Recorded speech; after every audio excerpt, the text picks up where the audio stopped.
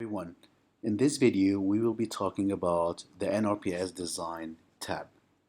In this tab we will be focusing on two things. First of all, the main role of the NRPS design, or what is the concept of the NRPS design, and secondly I will walk you through a tutorial that goes literally step by step to show you how can we actually use this tab within the application.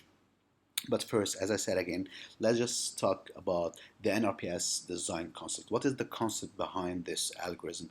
And for that, I would like to show you a couple of slides that hopefully will demonstrate and illustrate the idea behind the NRPS design. One. This is a short clip to show you the main concept behind the NRPS design. The Let's say if we have a non-ribosomal peptide cluster that produce and synthesize the following peptide: serine, glycine, alanine, valine, tyrosine, and isoleucine. And let's say we want to modify this peptide at the third position. We will edit a single monomer. We will edit the alanine and we will have a lysine instead. So it used to be alanine and now it is a lysine. So for that, we will go to the NRPS cluster that built this peptide. This is the original NRPS cluster. And we want to switch or swap the alanine with lysine. So for that, we need literally either to swap the whole module with this module or just swap the A domains of the modules. But prior to doing this, I wanted to say something about the intermodular linkers. What is the intermodular linkers? As you can see, within every NRPS enzyme, this is a non-ribosomal peptide synthase enzyme. It consists of three modules. Between these modules, there are linkers that physically link these modules.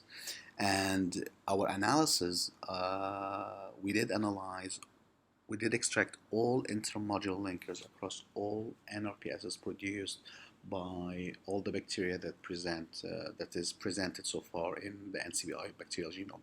We analyzed over 70,000 bacterial genome, and we found that these linkers tend to be very specific. And what do I mean by specific? By specific, I mean that these linkers, they tend to link modules under a very specific pattern, meaning that let's say if this modules activate glycine and this one activates alanine, it is always linked, these two modules are always linked by the very same linker within species across all different strains, as well as sometimes even across species. So this linker is always, whenever glycine followed by alanine, it is always linked by the same linker. And the same goes for other pairs as well. Alanine followed by valine, it is always linked by a different link. It's always linked by the same linker, which different than the one before. So this means that pairs of modules are linked by specific linkers and not just random linkers. And this is very important information that might be actually the key answer why swapping modules or swapping A domains without actually taking and considering these linkers might have been problematic, and that's why the yield of these trials of these newly edited biosynthetic gene clusters was not high, or actually was not there was zero yield, and because people didn't consider these linkers before.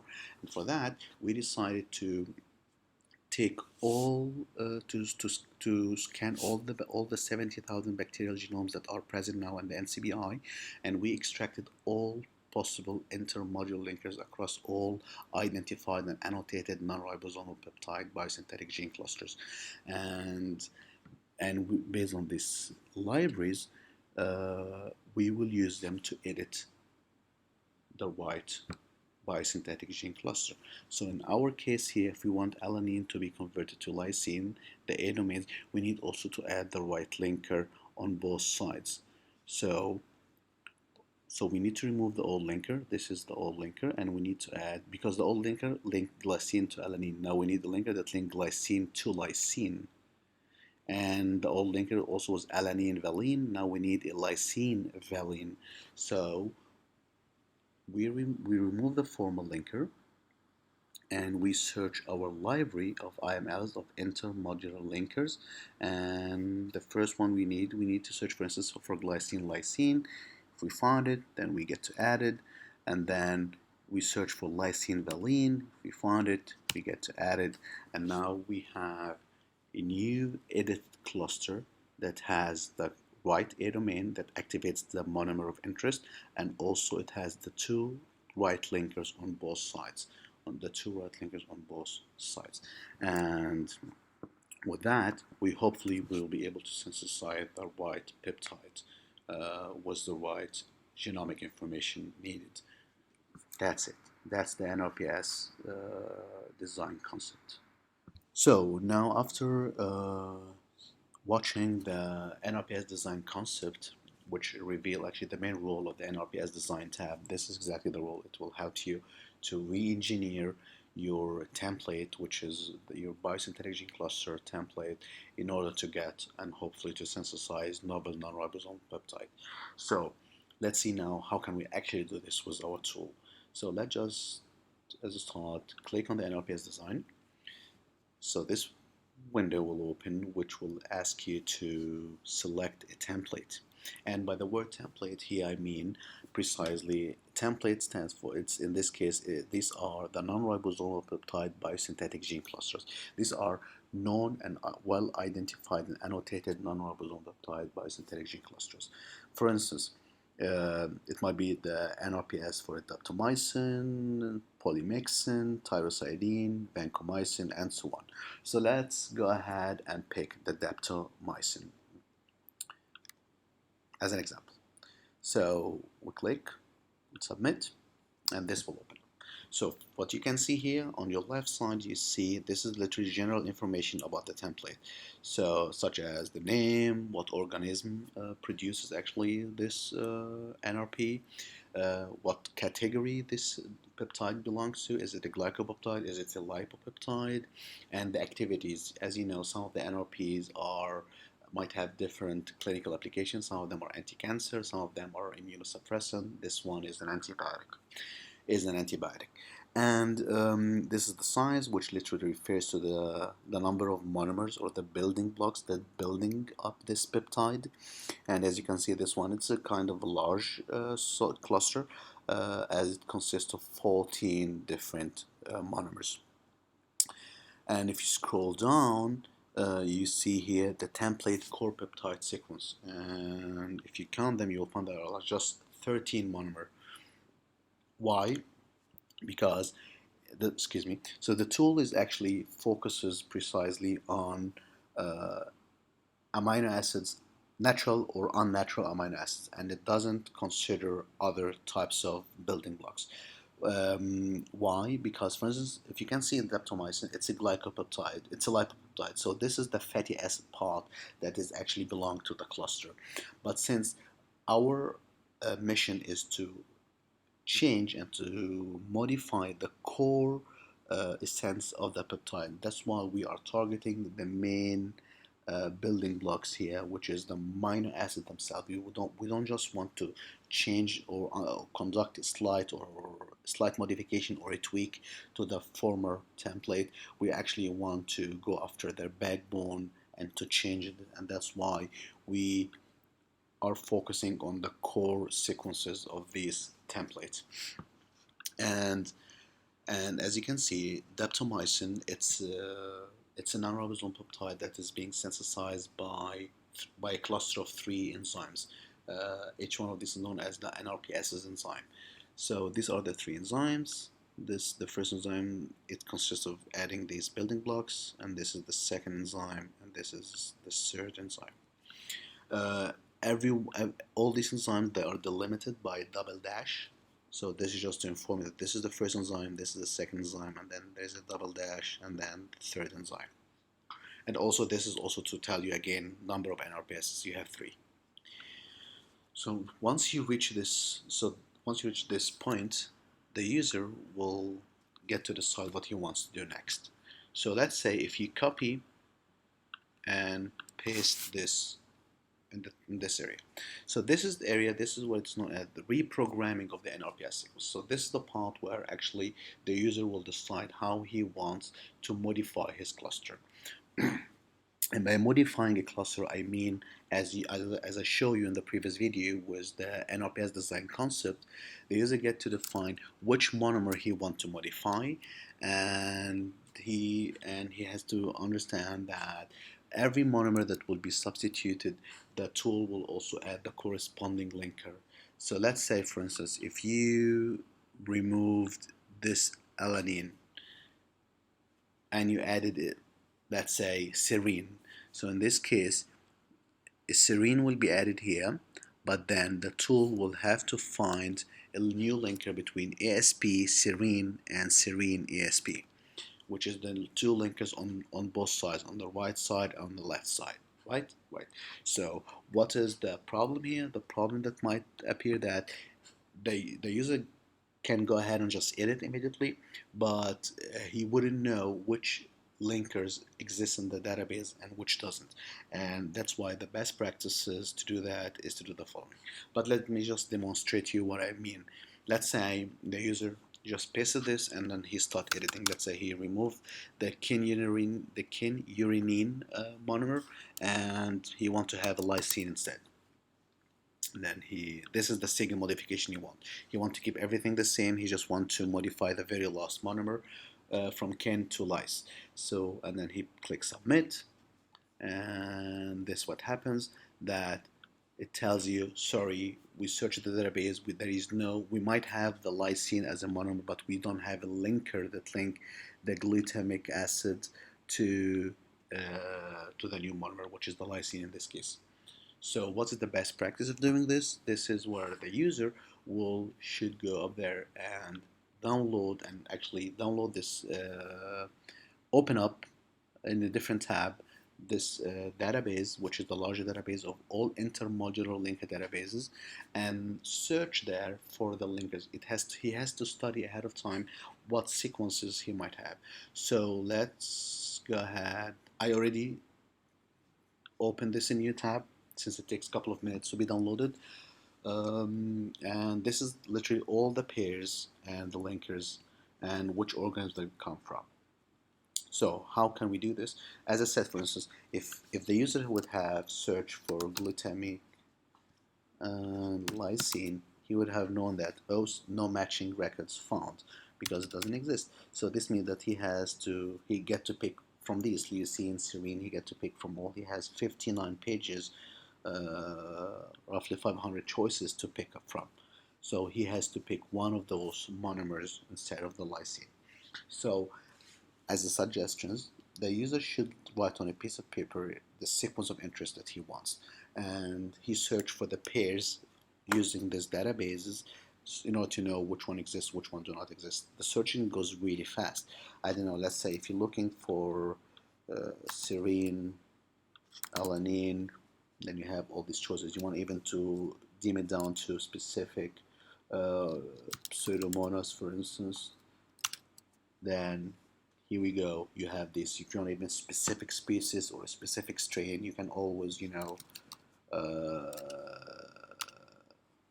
always make your filters very specific. So I don't know if you want to pick this one. You can actually paste it here.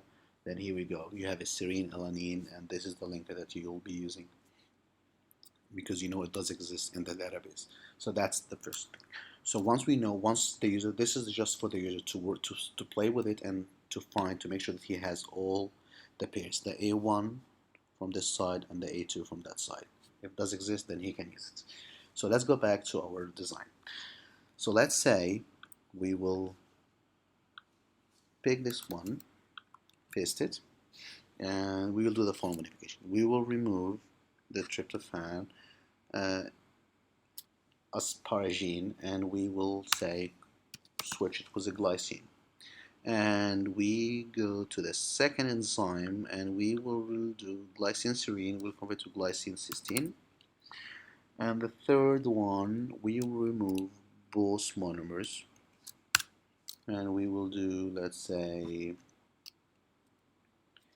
glutamine phenylalanine. As you can see, once again, if you forgot, enzymes are delimited by double dash. So this is just this is the first enzyme, and here this is the start of the second enzyme, and within an enzyme, the monomers are delimited by commas, just to make sure.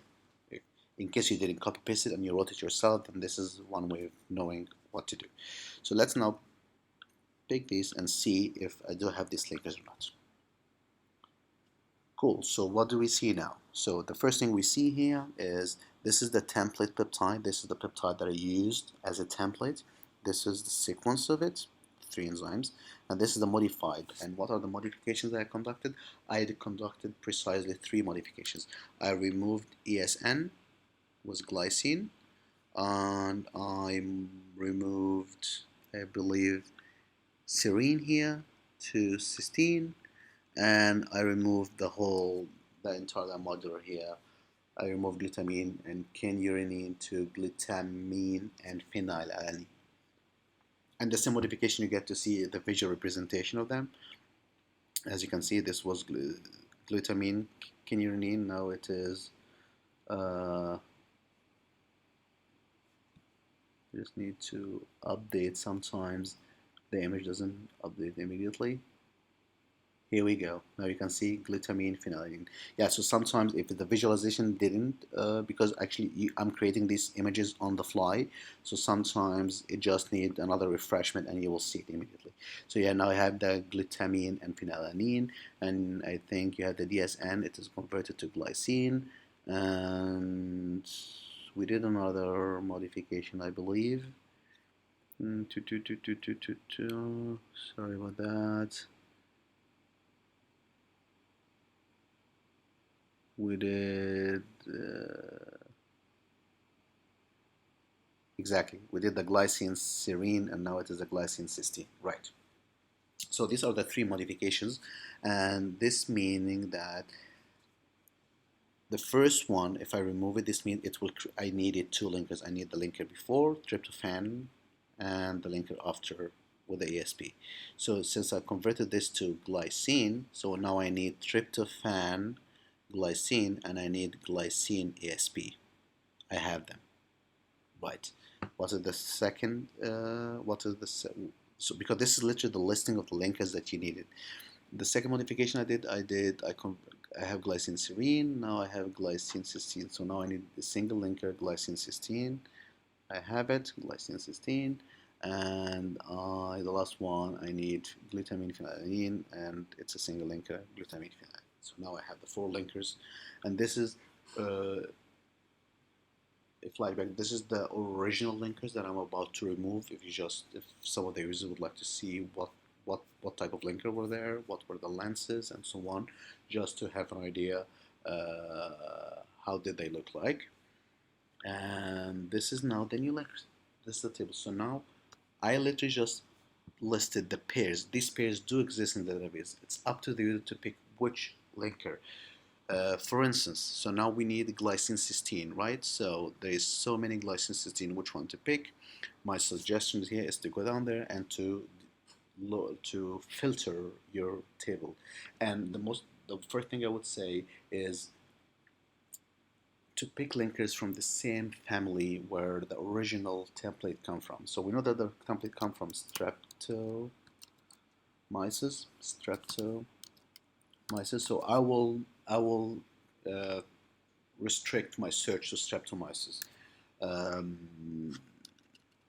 This doesn't mean that it has to be like that, but it's better so that I make sure that all the linkers that I will be picking are from the same family and from the same species, and that's just to assure that I will be designing the right cluster and with the most accurate design.